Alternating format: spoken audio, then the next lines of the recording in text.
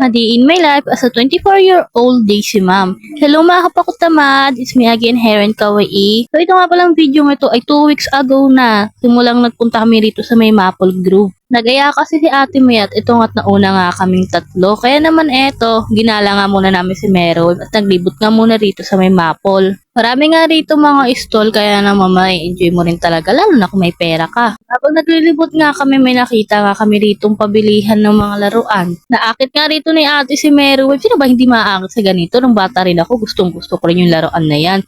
Ito nga't binalik ka ni Ate pero ito si Meron nga ay hindi magpapatigil. Ito na nga niya na itong laruin kaso hindi ko pa nga yan nababayaran. Kaya naman sabi ko sige babayaran na lang namin. Tinuturuan pa nga rito ni Ate kung paano laruin ni Meron itong laruan. At syempre si Meron nga ay first learner. After niya nga masubok-subukan, nagawa na nga rin niya. At tingnan nyo naman, hindi na siya nagpaawat sa amin. Na inaantay nga kami rito, kaya naman hinaya ako muna rito tong mag-ama na mag-ikot dito. Alam nyo ba itong si Meron, talagang inikot niya ata tong buong Maple para lang sa laruan niya. Kita nyo rin naman na sobrang saya ng batang to. Grabe yung ngiti, napakaganda talaga. After ilang minutes nga ng pag-aantay, ito nga, bumalik na nga rito ng dalawa para naman pumasok kami rito sa may loob ng photo booth. Ito nga pala yung inaantay namin habang wala pa si Ate May. Kaya naman, sabi ko, mag-picture muna kami para naman may souvenir din kami. Sa next vlog ko na nga lang pala ipapakita tong video na ito. Ito nga pala si Meron, ayaw niya talaga bitawan yung laruan niya. Sobrang distracted nga siya sa laruan kaya ayan yung picture namin, hindi siya gano'n nakatingin. After nga ng picture namin, ito nga, nagaro na nga ulit siya. Yabang naman yan, Daddy.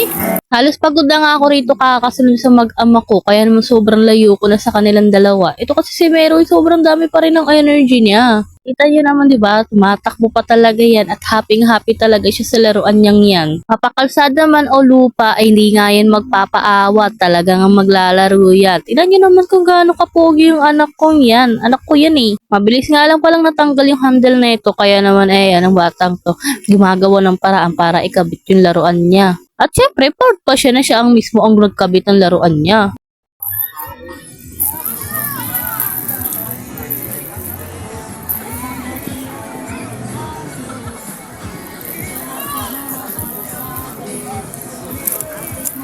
Sobrang hyper, binitawan yung laruan dahil nauhaw na siya. Eto nga't nagpainom nga siya sa akin dito ng tubig. Ito na nga yung sunod niyang ginawa. Nagkaroon na nga rin siya rito ng mga bato tsaka ng buhangin. Anyway, dumating na nga pala sila Ate May kaya naman lumipat kami. At nung makarating nga kami rito, abay etong batang to nagpahabol ulit sa daddy niya. Pero sinasabi, sige kumain na kayo dyan basta ako maglalaro lang dito. Na parang pwede ko naman siyang iwan, di ba? Ito nga yung pinakamatindi, nasira na nga yung laruan niya. At itong handle na nga lang yung nahawakan niya.